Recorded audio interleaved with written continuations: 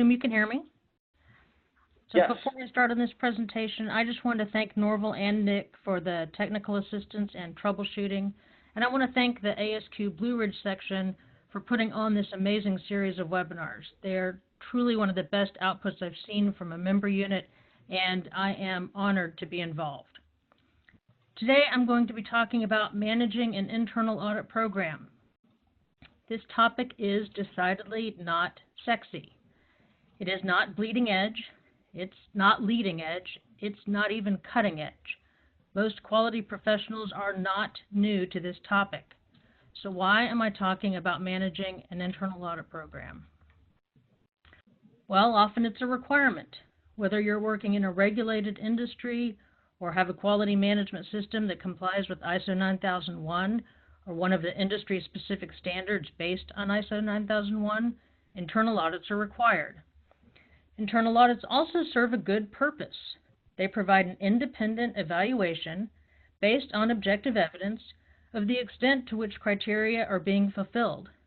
If I audit a process, I should know whether or not that process is working.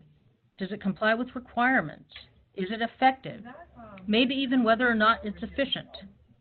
And by the way, for the purposes of this webinar, I'm using ISO 9001, the 2015 version, in my examples, simply because it's the most common, but with some adjustment, it would be applicable to regulations or any other criteria that you have to meet. So in my career, I've reviewed somewhere between 200 and 300 internal audit programs and procedures. And I'm going to be honest, most have opportunities for improvement. In the worst cases, internal audits are performed in a mad rush right before the external audit is scheduled, just so the organization can check the box that audits were completed. And in cases like those, I can argue that internal audits are not only not a value-added activity, they're actually a value-subtracted activity. Those auditors could have been doing something useful. And by useful, I mean something that actually moves the organization toward its objectives. With this presentation, I hope to provide you some options for making your internal audit program an asset to your quality management system. Auditing provides much potential for organizational improvement, and I have seen this potential squandered in some cases.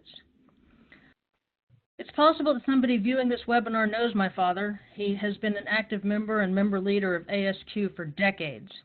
But for those of you who don't, I grew up hearing him say, do it right or don't do it at all. And I can promise you this, he was not giving me two options. I grew up understanding that the phrase, do it right or don't do it at all, is actually 6 words longer than necessary. So this webinar is intended to help organizational audit programs do it right. There are some inherently difficult aspects of managing an internal audit program. And I'm going to start out by sharing with you some of my assumptions. I assume that your internal audit program is made up of a cross-functional group of people, primarily employees, but that they have a real job.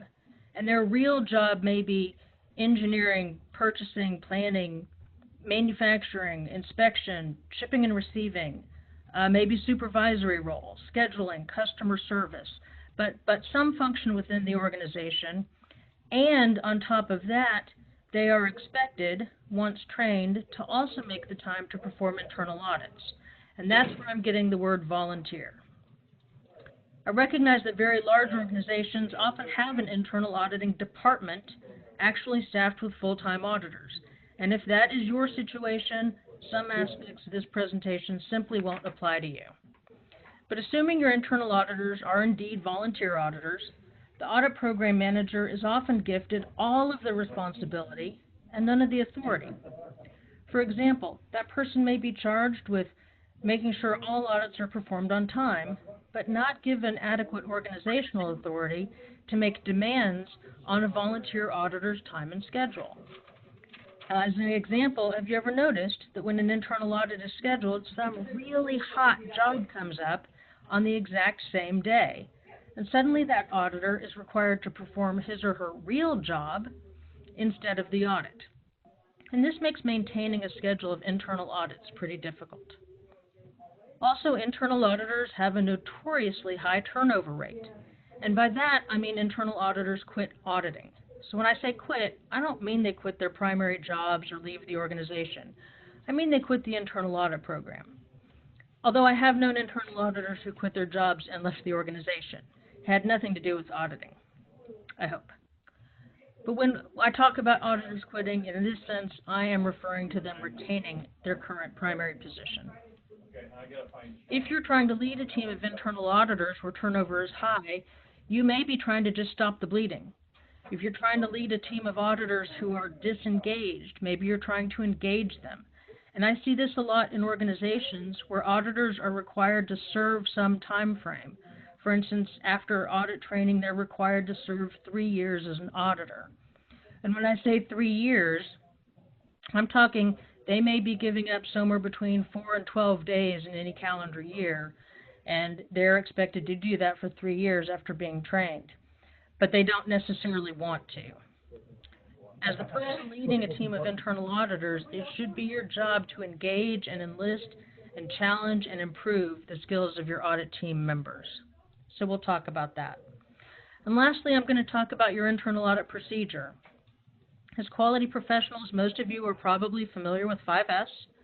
We tend to apply it frequently in manufacturing, less often in the office, and apparently never in our procedures.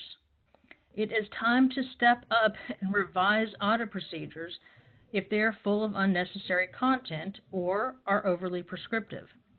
Most standards no longer specifically require you even have an internal audit procedure. I would argue you should have one, but it is definitely time to rethink what belongs in there and what doesn't. So that is what will be addressed during this webinar. The first step to leading volunteers is having volunteers. Always be on the lookout for individuals who have potential that would make them good auditors, preferably people who would enjoy auditing. Look both inside and outside your organization. And again, I'm assuming that your organization is willing to provide training for employees who are selected to become internal auditors, but that non-employees would need to already be competent internal auditors. And that competency may be demonstrated by some certification, previously received training, experience, etc. My first ISO 9001 internal auditor class was the typical 16-hour class. We spent about 8 hours learning the requirements of the standard and discussing how various organizations met those requirements. We spent another 4 hours learning about audit skills, how to prepare your audit, how to perform an audit, how to record your findings, those types of things.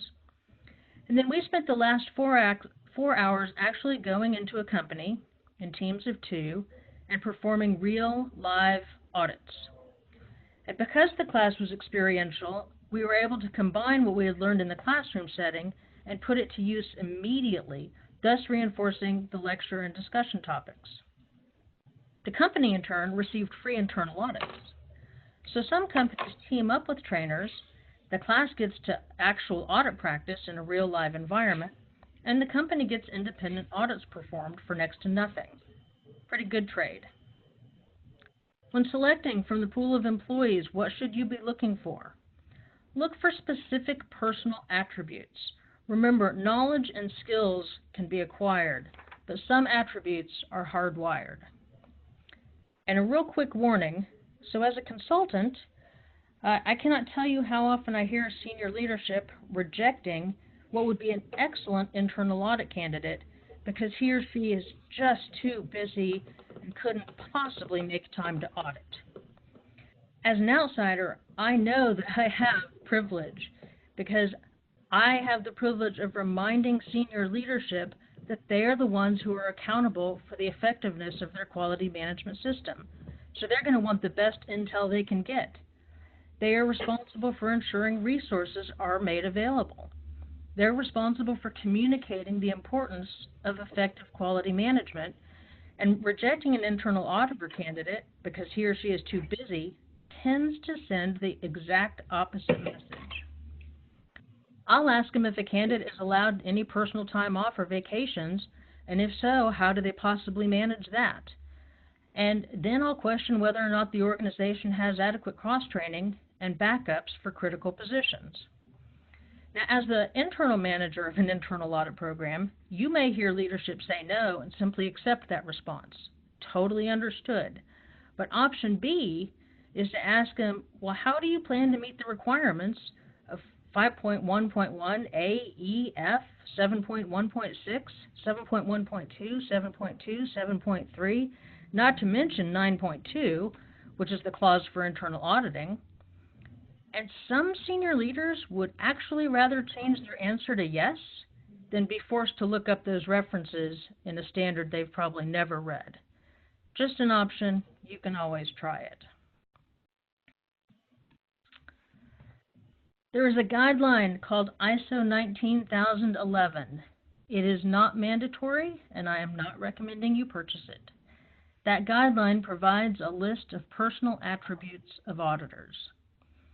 It suggests that your auditors be ethical, open-minded, diplomatic, observant, perceptive, versatile, tenacious, decisive, and self-reliant. So when you are recruiting for internal auditors, those are the people you look for.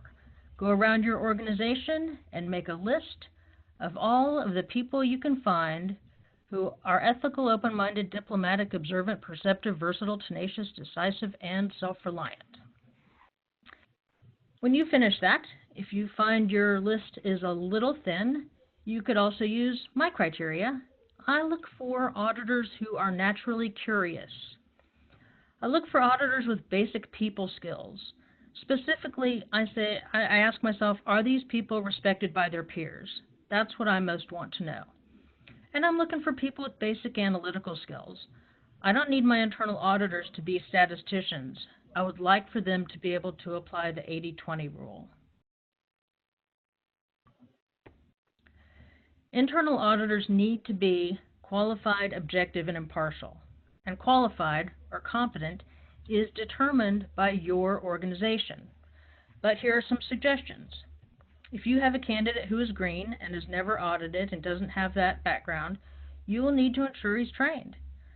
Typical training shows that internal auditing to ISO 9001 at least is typically offered in 16-hour or 24-hour blocks. Both of those include an overview of understanding and interpreting ISO 9001 and basic audit skills. Some classes, usually those offered by a local technical school, maybe a community college or a local consultant, still include a real practice audit at a local company like the one that I experienced 20-some years ago. Most classes substitute role-playing instead of a real practice audit.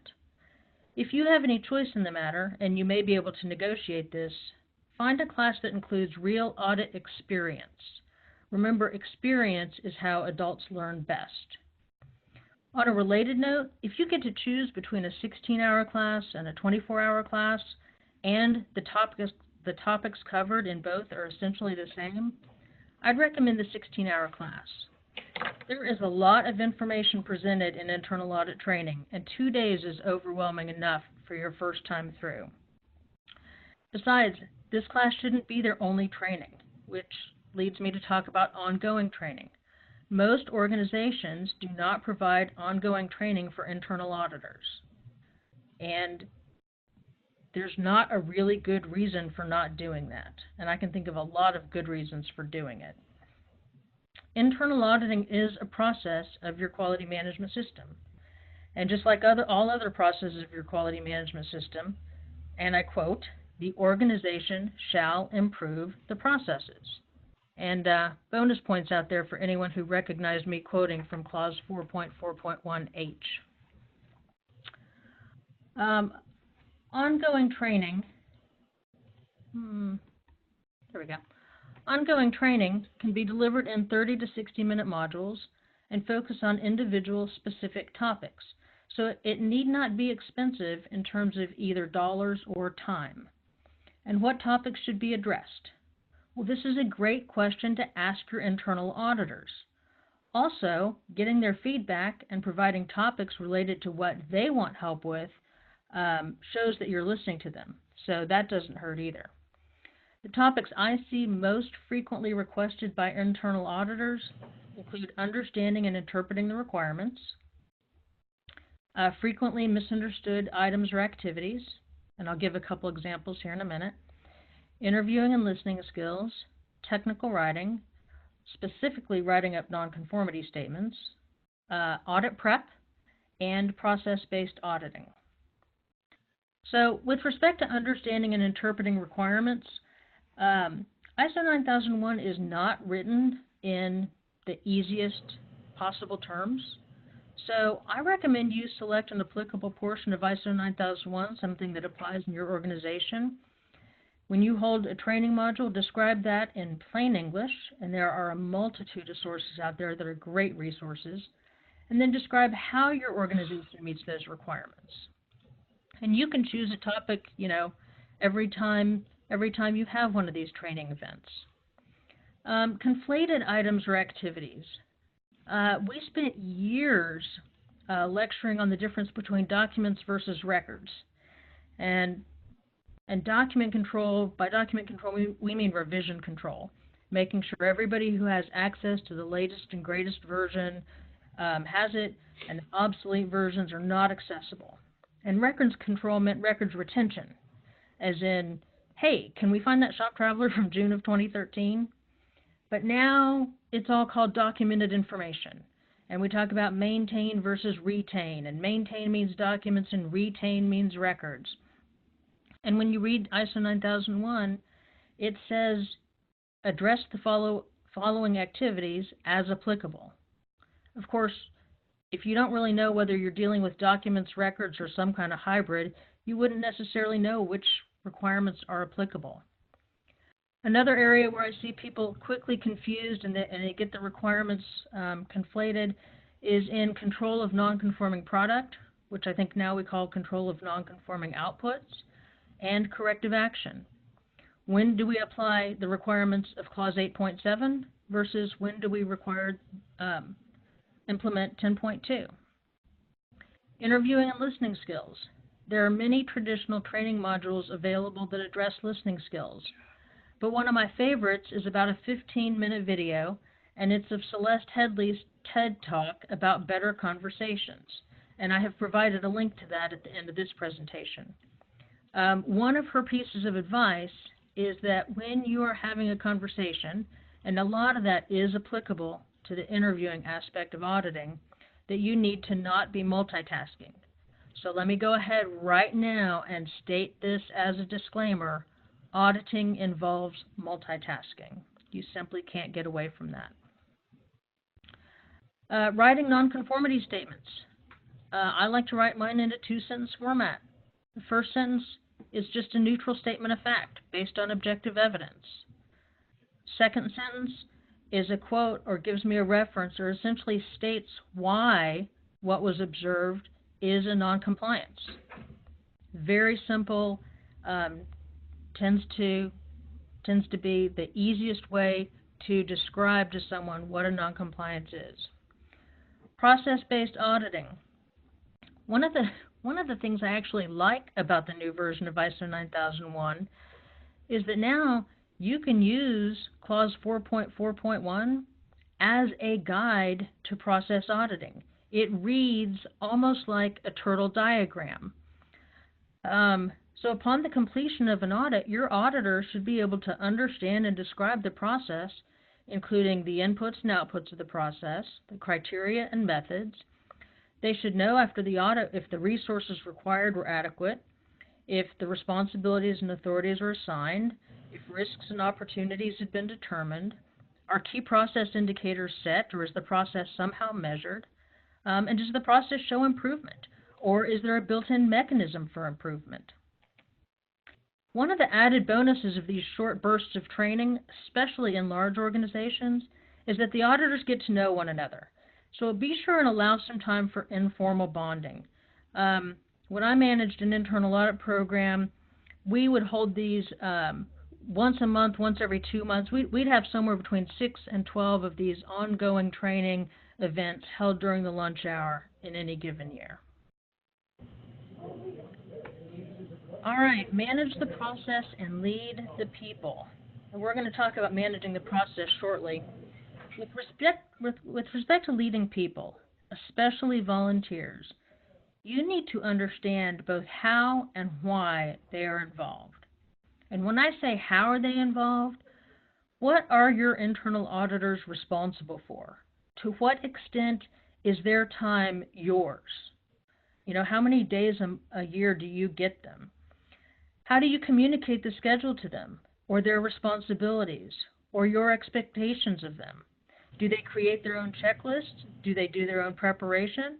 Or do they just need to show up with a pencil because everything's already been mapped out for them? So you need to understand how they're involved. Assuming your auditors volunteered, do you know why? If you don't know why, and this answer is going to be different for each person who volunteered, you are unlikely to keep them engaged.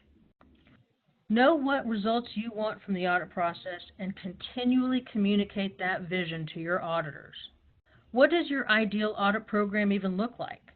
How does it benefit your quality management system? What organizational objectives are the efforts you're producing? Share that vision over and over again. Improve the process. Like I said, most audit programs have plenty of room for improvement. We've already talked about recruiting, training, providing ongoing training.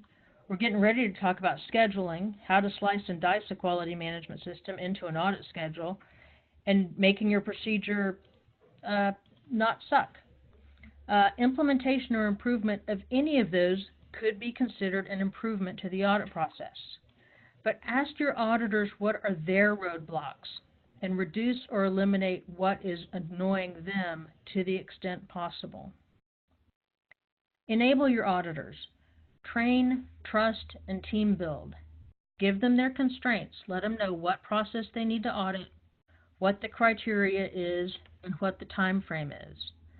Let them prepare, set the date and time, and do the report. And if you don't trust them to do that, then you probably have not adequately armed them with the competency they need. Appreciate your auditors. If you know why they're auditing and what they hope to get out of the experience, then you will know how to thank them. Keep in mind, this differs from person to person. Some people like a big celebratory thank you, the kind with cake and applause. And some prefer a quiet thank you or an email to their supervisor. But be mindful of the platinum rule, not the golden rule, when showing appreciation.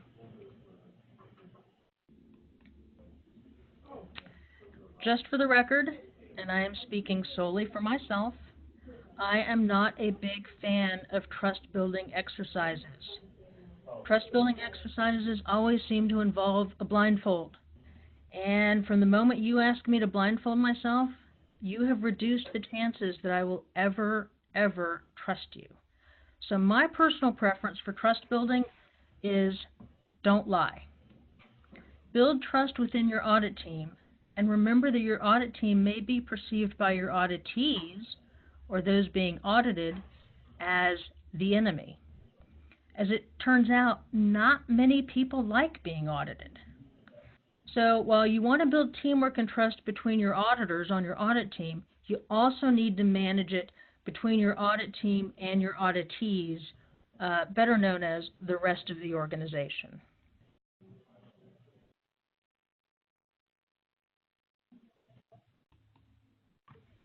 All right. Scheduling audits is like a piece of cake, but it is not an easy task. It is like cake in how it can be sliced. Most people see a round cake and they think to cut it into wedge-shaped pieces. It makes sense, and we've always done it that way. A lot of organizations try to write their audit schedule by clause of ISO 9001.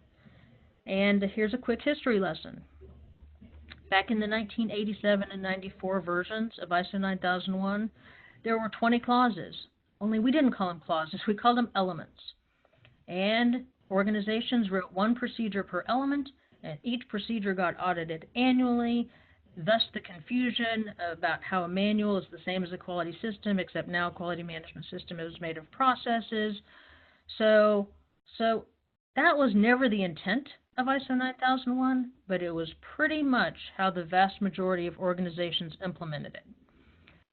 That is why you still see to this day audit schedules where they try to say, okay, we're going to audit clause 4 in January, and we're going to audit clause 7.1.5 in February, and these clause-based audits. It is very difficult to divide a system into clauses and still get a cohesive view of how the system is working. The method of breaking up ISO 9001 into bite-sized chunks simply does not lend itself to process-based thinking. So I also see departments or organizations that try to audit by department. Most organizations think in terms of who, not how. So when I say purchasing, what comes to mind? Did you just think of your purchasing department, or did you envision the process of actually buying stuff? Some organizations like to schedule their audits by department, business unit, product line, whatever, some organizational unit. The problem is most processes cross departmental lines, and I'll use purchasing as an example. That, by the purchasing, is what ISO 9001 would call the control of externally provided processes, products, and services. But the act of purchasing involves multiple departments typically. Maybe engineering is involved in approving new suppliers. Maybe quality assurance is involved in evaluating supplier performance. Maybe purchasing actually buys the stuff. Maybe the receiving department receives it in. Maybe QC, or receiving inspection, confirms that you actually got what you ordered. So if you audit the purchasing department, you're only capturing some steps of the overall purchasing process. Whole cake. So by whole cake, I'm talking about a full quality management system audit, similar to what your certification body does during a recertification audit, the kind you get every 3rd year. This is doable internally, but primarily applicable only to larger organizations. Lastly, by process. Process auditing is easier when the audit schedule is based on processes. The audit schedule is a living document that will be revised frequently. I always recommend changing it and not getting into a rut, and I'll give you an example. Receiving inspection. Is receiving inspection the end of the purchasing process, or is it the first of many different types of inspection? Well, it's both. So should you audit receiving inspection in the scope of purchasing, or should you audit it in the scope of inspection? Flip a coin and choose, but however you do it one year, do it differently the next year. Align your processes and where you're going to slice and dice. Change that from year to year. Most audit program managers do tend to get in a rut. Once they find a schedule that works, they only change the months and the auditors' names. And this really does a disservice to the internal audit program, because you're continually viewing your system through the same lens, and you're potentially missing important opportunities for improvement. In a manufacturing environment, the design is its own products based on customer input. They have, and this is a specific example, they have identified 4 critical processes. What they call program management, which is all the back and forth communication with the customer all the way through contract review. Design is the second one, purchasing is the third one, and manufacturing is the 4th one. And here in a minute, I'm going to use design as an example. So my recommendation is you figure out what your critical processes are. In this case, they have program management, design, purchasing, and manufacturing. Figure out which requirements in ISO 9001 are applicable to each of those 4 critical items. Sort through, find any of the clauses in ISO 9001 that haven't been selected and don't apply to one of the critical processes, and then group those together. For example, management review could be combined with the quality policy, or communicating the quality policy, setting your quality objectives, and understanding your context. So you might have like a leadership audit that would include the scope of clauses 9.3, 5.2, 6.2, and 4.1. It does not matter how you link those together or separately, but whatever you do this year, my recommendation would be that you do it different the following year. So as an example, and this again, this is a client-specific example, so if you do design, it doesn't mean you just do design in this way. But for this particular client, their key requirement for design is Clause 8.3. The vast majority of changes in their organization are design-based. So design for them also includes 8.5.6. Because design is a critical process, you definitely want to audit to make sure they have adequate resources, adequate competency, and in this particular organization, there are multiple procedures, steps, activities, handoffs, and records. So revision controls and records retention are crucial to the design process. Tangentially, customer requirements form the inputs to that process, and the outputs of the design process primarily go to purchasing to give information to suppliers and subcontractors, and to operations for the purposes of fabrication, machining, and assembly.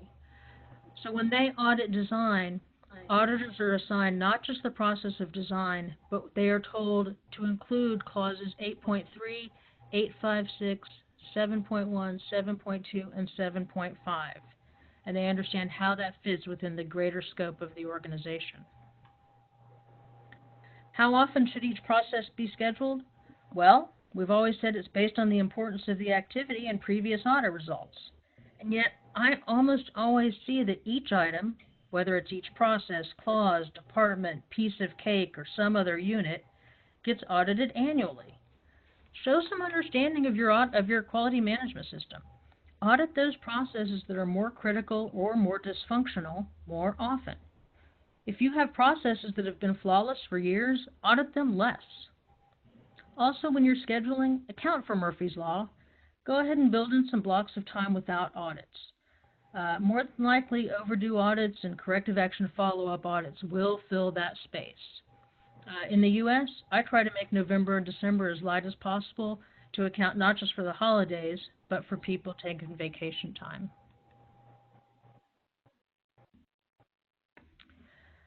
Now, who should audit what? Of course, auditor independence is required. Auditors cannot audit a process that they own or they're responsible for.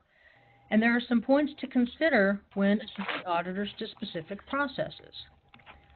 One, if any member of your audit team is a non-employee, say you subcontract an audit or you bring in a consultant, I would assign them the processes all relating to senior leadership. It's nice to have an external point of view assess your leadership. Also, I recommend having your internal audit and corrective action processes audited together. And if you can get those audited by one of your superstar auditors or maybe a new auditor or an outsider, sometimes it takes a whole new perspective to see what's wrong with your own program. I hear a lot about how only auditors who are engineers should audit engineering design processes. I completely disagree, and I'm going to use this as a true example. I was auditing a design function last year, and the design output is a multi-page drawing. It's a design drawing or technical data, and it concluded with these instructions to the assembly department. Step 1, place the logo sticker. 2, install 3 shunts as shown on drawing. And I'm not going to read it to you, but there's the 5 things that engineering was telling assembly to do. So as an auditor, I go to assembly, right, to watch this process. And here's how assembly does the steps. First thing she did was she applied the sticky putty. And sticky putty, it's a technical term in this industry. I'm just kidding. It's just sticky putty. It's pretty gross. So I asked, I was like, why did you start with step 4? And she said, you know, if you put the logo sticker on and then you accidentally get any of the sticky putty on the logo sticker, you're not going to be able to get it off. So it kind of ruins the marketing. And I was like, well, that totally makes sense. So in reality, sticky putty first, then the 3 shunts, just like engineering said, then the logo sticker. And then she's installing the front panel, and I'm realizing engineering never said install the front panel. They just said after installing the front panel, verify the button is not depressed. But they actually forgot to say install the front panel. So I'm like, oh, that was, you know, maybe understood. Verify the button's not depressed. And then she starts, I was like, what are you doing? She said, I'm torquing this connector to 10 inch-pounds. I said, well, where's the step that tells you to torque the connector to 10 inch-pounds? And she said, oh, they left it off the instructions, but the unit won't work if I don't do this. So seems important enough to me. Then she uses an alcohol wipe to eliminate foreign object debris. My background is aerospace. I know FOD is bad, so that makes perfect sense that she's doing it, but it wasn't actually listed as an engineering output. And then I was like, what does this step mean? Remove rails from corners. And she's like, oh, yeah, those get removed before it ever arrives in my area. So turns out this assembler is a newly trained internal auditor. And I would argue with anyone that she couldn't or shouldn't audit a design or engineering process because she's not an engineer. She is the internal customer of engineering, and in this particular case, a very knowledgeable one at that. So what should your internal audit schedule look like? It needs to be a document that is easy to edit and update, because you will need to edit and update it. I keep mine in Word, but it should include the scope of the audit, the applicable criteria, who is auditing, and when it's due. Those are the core requirements for any schedule. And I've seen them in all kinds of formats, but my recommendation is something that is easy to update. Internal audits are often conducted in teams of 2. See if your auditors have a preference. Sometimes a team of 1 is adequate. Some people work well alone, especially after they've had some experience, and others are more confident when they work with an audit partner. When assigning teams, make sure one person has the ultimate responsibility for the required outputs, the nonconformity statements, the audit report, notifying auditees of the results, whatever your internal audit process outputs are. And when pairing auditors, I suggest you consider their traits and their skill sets. If you have a very detail-oriented auditor, someone who's always in the weeds, pair them up with someone who is a big picture person, who's always seeing the big picture. When I managed an internal audit team of about 14 people, one of them was just a bloodhound. She was the kind of person who would notice a grain out of sand on a beach. If I heard any kind of unsubstantiated rumors about noncompliance, that is who I would send in to perform the audit, because she would absolutely find anything that was wrong. But her audit reports were very, very, very lengthy. Concise writing was not in her skill set in the beginning. So I would team her up with someone who was an exceptional technical writer, but who himself was not necessarily the greatest auditor. So just be aware of your auditor's traits and skills when assigning your teams.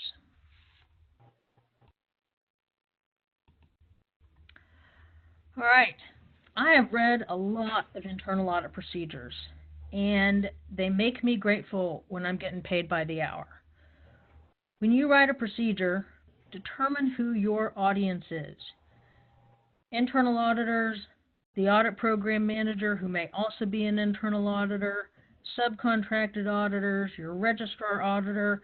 Those are probably the only people who are ever going to read your internal audit procedure. I mean, honestly, why would anybody else? And yet I can't tell you how many start with a bunch of terms and definitions, including audit. Many internal audit procedures go into gory detail about what happens after an auditor discovers a nonconformity. Someone gets assigned an action item, and there's a due date, and a form, and a correction, and a root cause analysis, and a corrective action to eliminate the root cause, and then a follow-up to ensure the corrective action was implemented effectively, etc. And that probably sounds familiar because it's probably also written in your corrective action procedure. So don't have it in both places. If you have a corrective action procedure that walks through that process, then in your internal audit procedure, simply say when a nonconformity is discovered, refer to, and list your corrective action procedure. quick side note on corrective action procedures, by the way. If yours says that you'll resolve problems within 7, 10, 15, 30 days, I'd like to challenge that. Resolving nonconformities with true corrective action, based on my personal experience, can take anywhere from about 2 hours to 18 months. So I don't think every problem is the same size. I think if the auditor and the auditee can get together and agree on a due date, it's probably the right length of time. Lastly, make sure your audit procedure doesn't specifically say that internal auditors must be employees. There is no need to lock yourself down to that option and that option alone. Some internal audit procedures actually attempt to describe how to audit. Auditing involves a high degree of variability. When you start with a list of 6 questions you want answered during an interview, inevitably, the answer to your first question does not actually lead you to your second question. You have to be able to deviate. You have to be able to think on your feet. You have to adapt to new information that's coming to you through observation, interviewing, and records review. And I liken these procedures to writing a procedure for your kid on how to ride a bike. Riding a bike is another activity with a high degree of variability, wherein you have to adapt to circumstances in real time. Practice makes better, and a work instruction probably does not help. Good examples of bad examples.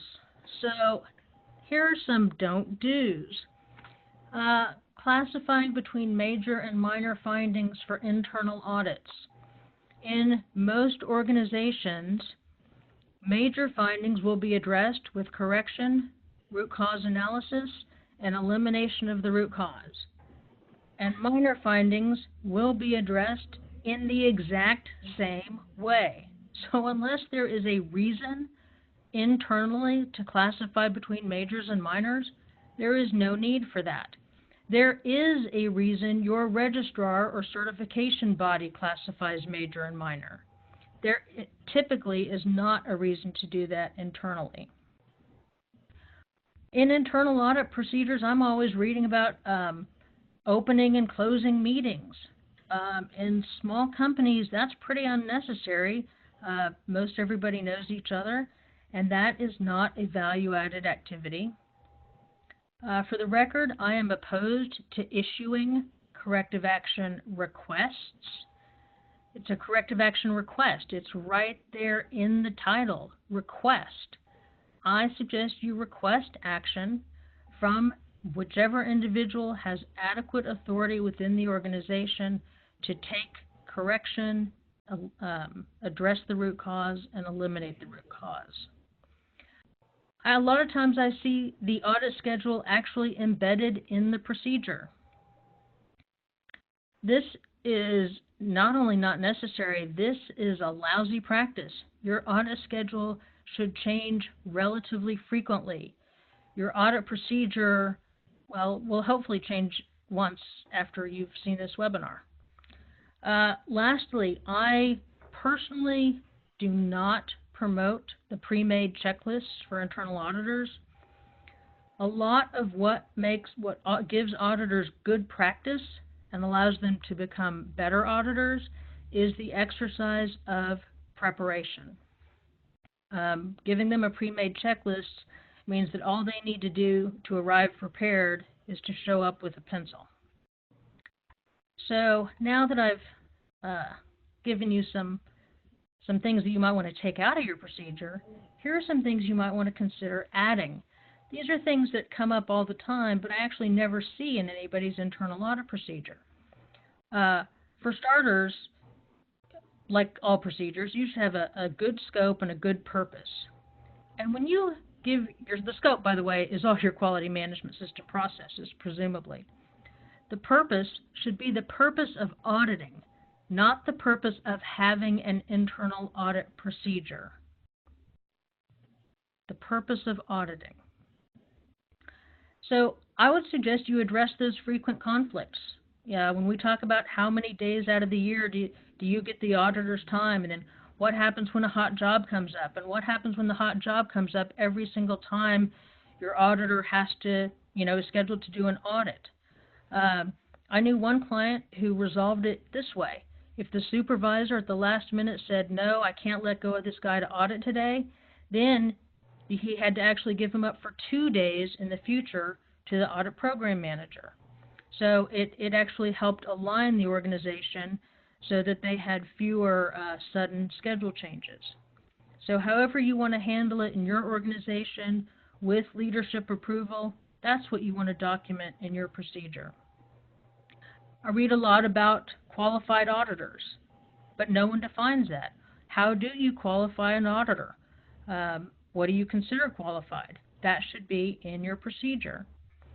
I would also recommend putting in your procedure some process measures so you can tell me, what am I measuring to know if the internal audit process is effective,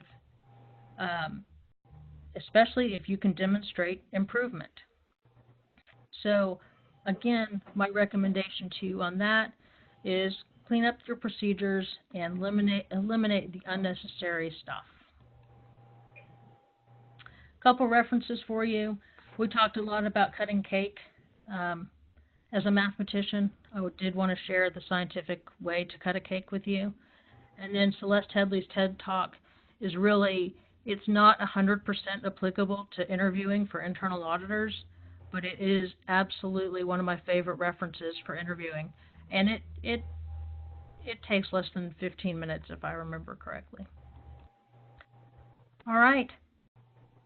Norval, you are welcome to take this back over, and I'll take any questions you guys have. Okay, great. Thank you, Kristin. That was quite a talk. I'm going to take the screen back so that way you can see the chat box. Let me see if I can take the screen back. Hold on just a moment here.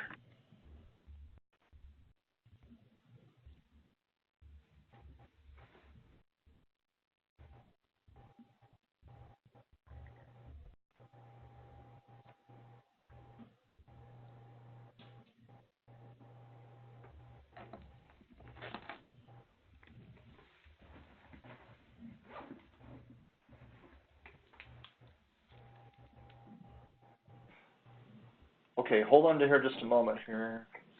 Back again. Okay. Are you able to see the chat, Kristin? Yes. Yes. Okay. Connie, thank you. I think it's Emily, and I'm not wearing my glasses, I'm sorry. Recommendations for effective process measures. So, boy, I'm going to give you the absolute consultant answer. It depends. Based on what your high-level quality objectives are, knowing how your audit program contributes to those objectives is how I like to measure mine. So I don't have independent measures of internal audit performance, like following the schedule, those kinds of things.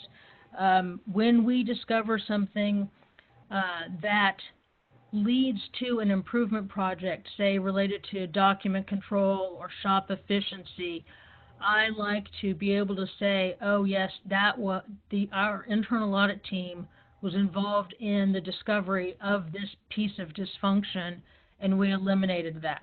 It is a much more difficult thing to measure, and there is some subjectivity to it, but I have found that is often worth the effort, because you always want to be communicating back to your auditors what they found had an overall organizational improvement that met bottom line objectives.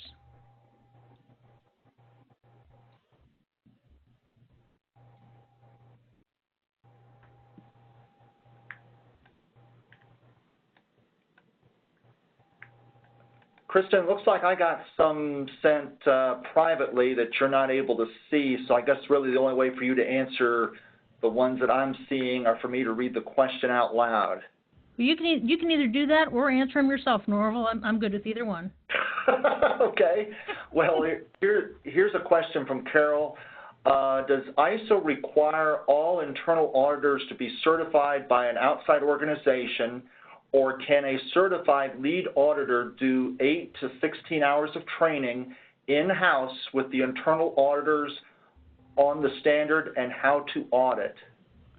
ISO 9001 does not specify what makes an auditor competent. The organization gets to decide that. Okay, we're going to move on here.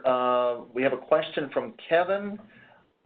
Let's see. We used to determine suitable auditors based on the area they were to audit and try to avoid the conflict of interest.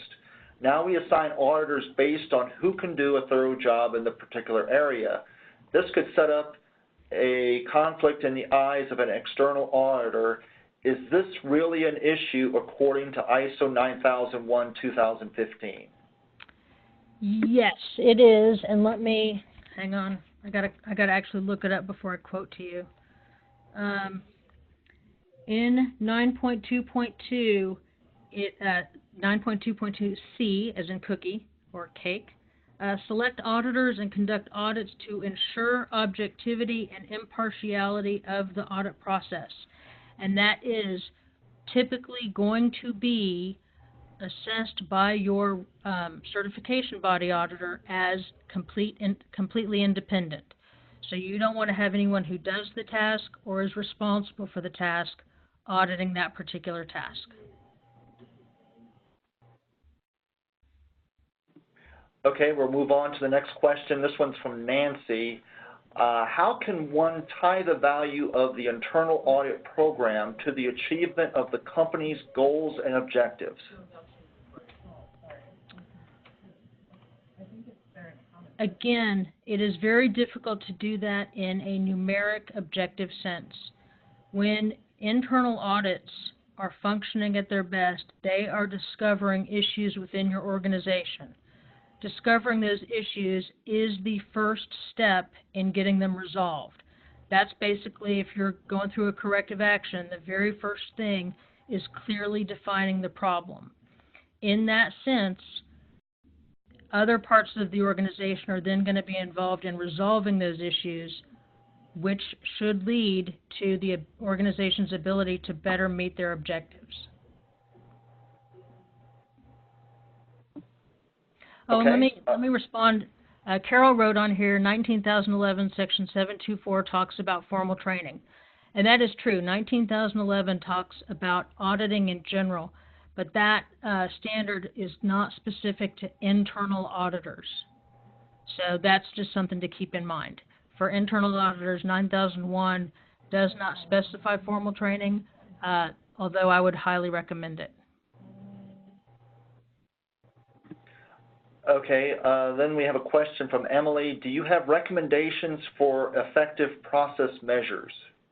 No, I caught that one. Oh, you caught that one. Okay, we'll move on down here. So again, we go back to what are your organization's quality objectives? Okay. I did get another question here. Will the slides be available? Absolutely. Okay, great. Let's see.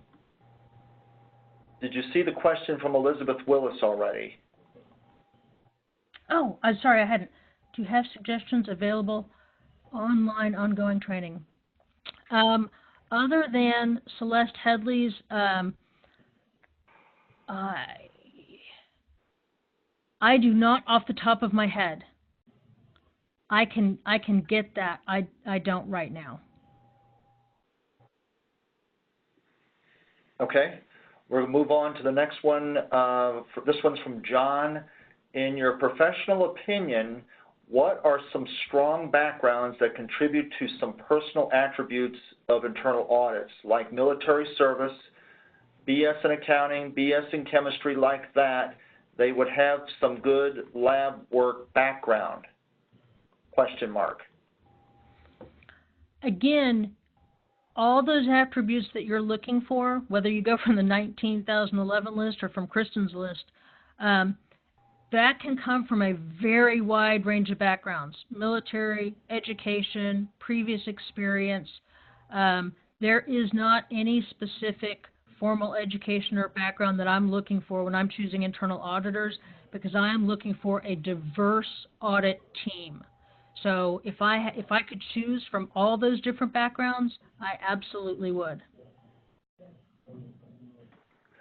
Okay, another question from John. Can you give some more examples to reward people internally that stepped up and volunteered to do internal audits, such as non-monetary rewards, like letting them go to other divisions to audit apparel with which says internal auditing team on it, etc.? I can, but as an introvert who is motivated by things that the majority are not motivated by, I think that is a question you should be asking your auditors. I'm motivated by opportunities to learn. So getting the chance to go somewhere else and learn a new process, a new industry, a new product line, that completely inspires me, but I'm only speaking for myself. There are people who are, and man, 20 years ago, a free t-shirt, totally motivated by that. Almost everybody I know is motivated by food. But those are questions that are auditor specific. And so even within the same team, I would reward different auditors differently based on their personal preference. Okay, looks like, wow, another long question here from John. For selection of internal audits, for internal audit selection, do you have any testing criteria such as Strength Finders 2.0, standout, emotional intelligence, etc., to see if any of the internal auditors for their strengths are dealing with possibly difficult individuals and departments that will be audited in your organization? I don't use those. The closest I have to that is for those people who've taken a Myers-Briggs personality test. I try to make sure that I team up someone who has the initial N with someone who has the initial S. That's kind of a detailed with a big picture person. And if I'm doing a large team-based audit, I want to have both T's and F's, I think that's thinkers and feelers, on my overall team. I have no problem with Strength Finders, but I don't know enough about it to know what I would want to be, who I'd want to be pairing up together based on that criteria. Okay, question from Andres. Can you comment on the legibility of audit records? If handwritten, can an external auditor claim they're illegible? Is this subjective? Yep. So in most audit cases, what I have asked people to do is take all your handwritten notes, give me a high-level one-page summary, right? That is, that anyone should be able to read. Scan in all your handwritten stuff right behind that.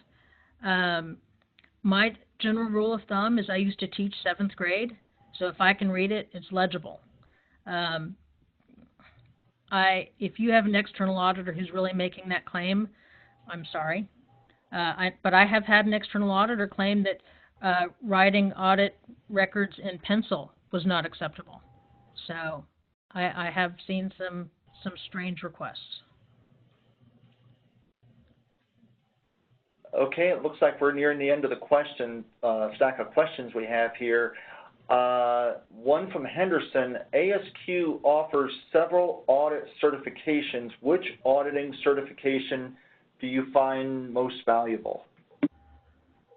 For the purposes of internal auditor, I would say CQA, knowing full well that CQE also incorporates a lot of the body of knowledge of CQA.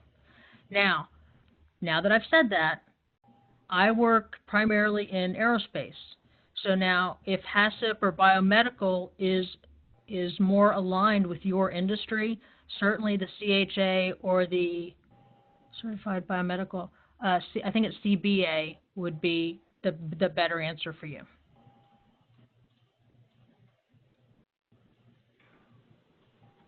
Okay, it looks like we've gotten to the end of the questions that we have. We have run a little bit over. Apologies about doing that, but once again, this was really a great talk and a lot of good questions afterwards. Kristin, any final comments? No, but I really do. I appreciate you guys joining in and spending the hour. I've really enjoyed this. Yeah, and I will follow up with you by email here later. We will have the presentation available online at our YouTube channel, which is ASQ Blue Ridge Section 1108, as well as a copy of the slide deck available. I just saw a question come in about that. So if you want to go back and view this talk again during your free time, you're certainly welcome to do that. We should have it posted here sometime this afternoon. Great, and I will get you my slide deck, and my contact information is on that slide. So if anybody didn't get their questions answered or wants to talk to me, don't hesitate to reach out. Great. Well, with that, we're going to go ahead and say that we've gotten to the end here. I'd like to remind everybody one more time that our next webinar will be on Thursday, March 15th. It'll be Applying Value Stream Mapping Skills to Transforming Customer Experience with Therese Steiner of LexisNexis. She is also a member of the ASQ Dayton section. So we're glad to have those folks participating with us here online as well. Until then, I'd like to wish everybody a good rest of the day, and we'll hopefully see many of you next Thursday. Until then, thanks and goodbye.